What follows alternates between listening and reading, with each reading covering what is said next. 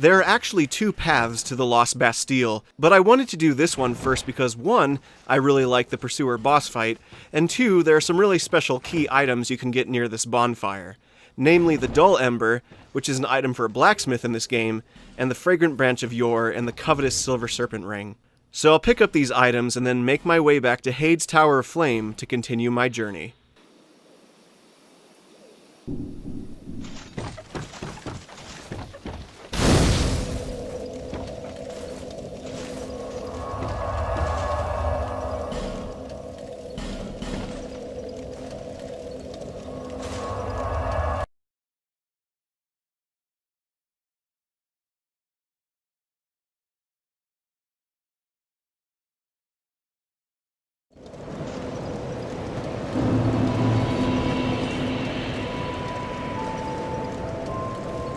Bear, lest this...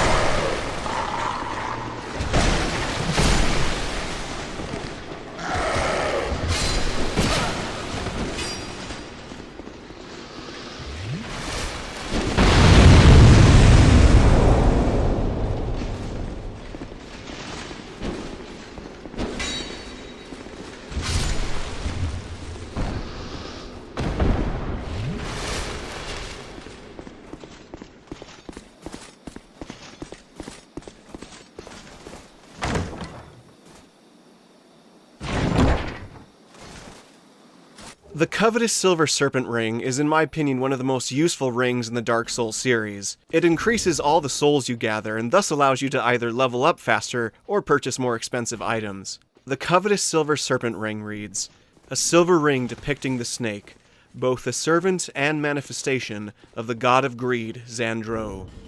Greed is traditionally viewed as a vice, but only a fool allows that to ruin a good opportunity." So while there definitely are some rings that are better suited for boss fights and PvP, I find this ring to be very helpful in general gameplay, as it just increases your souls overall. We'll actually see several more items with the theme of greed and avarice in this game, as well as some certain characters, and it's an interesting part of the series' lore.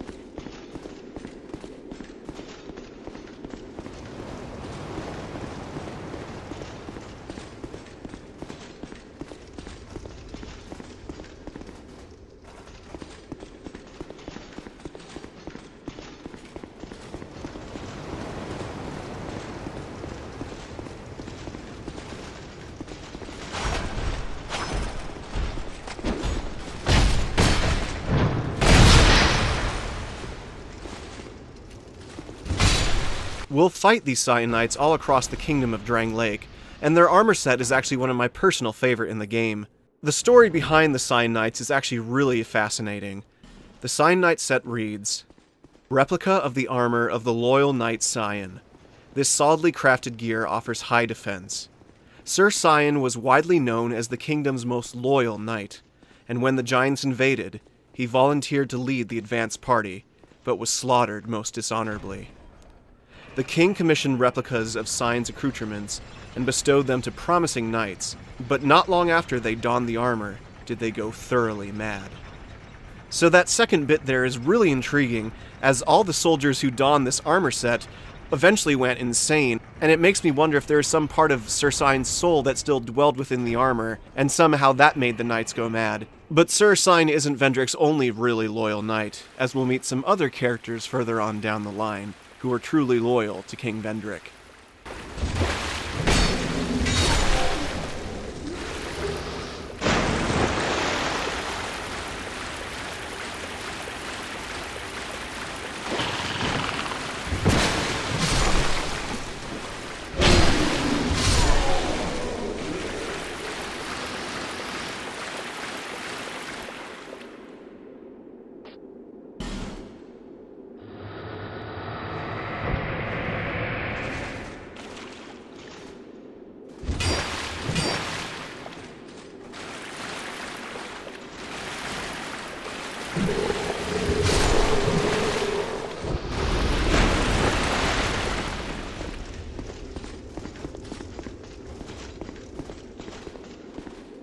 This is the first time we have a run-in with the Primal Knights, which are also known as the Mastodons. They're definitely one of the more unique enemies in the Dark Souls series, as they have an elephant-like quality to them. The armor set for them reads, Armor worn by the Primal Knights of Drang Lake Castle. Their weight would normally crush a man, but the Primal Knights wear them as if they were silk, so fearsome is their brute strength. The king restored a forbidden, long-lost art to create these inhuman abominations. So we learn from this that the Mastodons weren't just some race living in Drang Lake, but were actually created by Vendrick to help with his forces. However, Vendrick wasn't the true creator of the Mastodon Knights. No, he helped someone else create these beings, and it's a character that also created a great many twisted abominations, many of whom we'll have to face later on.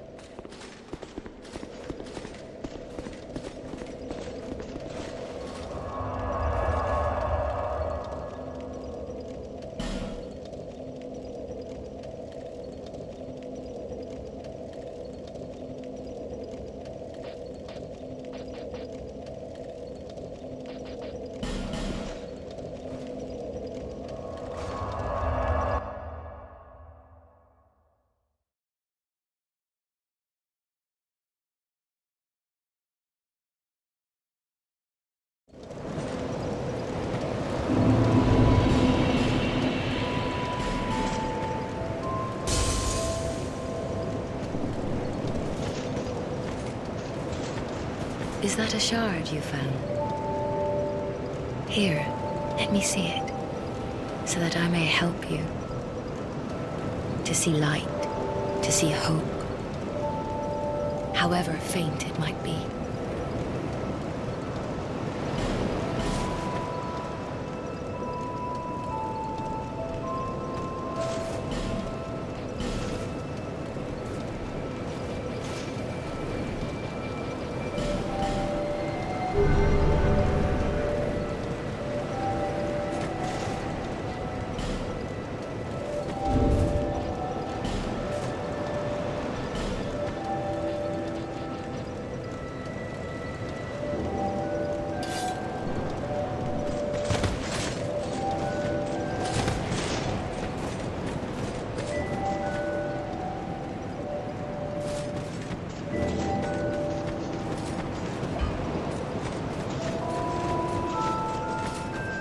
I knew you'd be back.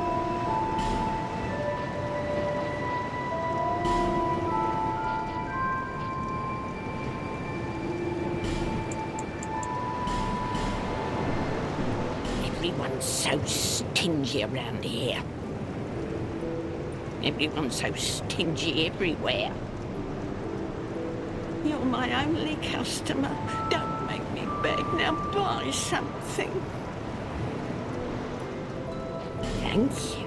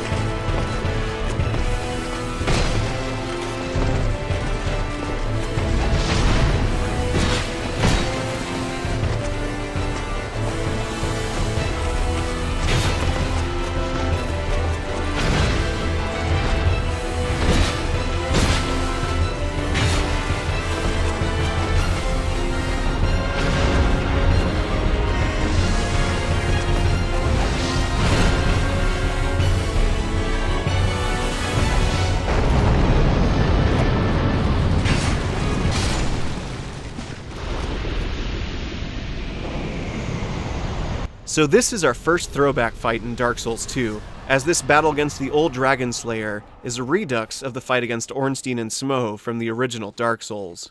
The Old Dragonslayer's soul reads, Soul of the Old Dragonslayer. The Old Dragonslayer is reminiscent of a certain knight that appears in old legends. The spear of the knight known as the Dragonslayer was imbued with the power of lightning and shattered the stone scales of dragons. Now, there is a bit of a debate among the fans whether the Old Dragonslayer is actually Dragonslayer Ornstein, or if he's just some kind of illusion that we have to fight to pass the test of the Cathedral of Blue. I tend to believe the latter, especially after what we learn in Dark Souls 3, and also because the Old Dragonslayer uses dark magic in his attacks, which is something the original Dragonslayer Ornstein did not do. He used lightning in all of his attacks. So whether it's an imitator or an illusion brought about by magic, I don't believe this is actually Dragonslayer Ornstein. But it's an awesome fight all the same, and he's not nearly as hard without his brute Smough to back him up. Now, I wasn't really able to talk to Targray there, because I didn't have a token of fidelity, but once I do obtain a token of fidelity, I might come back to the Cathedral of the Blue and join the Blue Sentinels, as this character here does have some really interesting dialogue.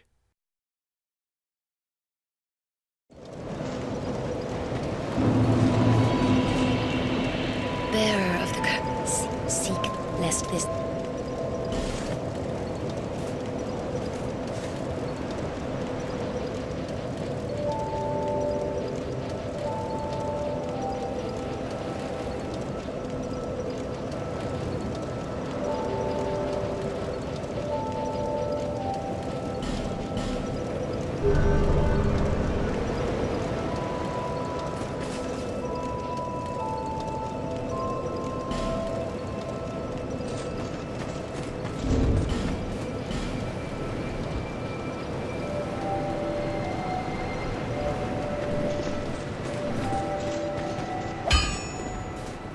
Oh, I'd given you up for dead. Almost had me worried, really.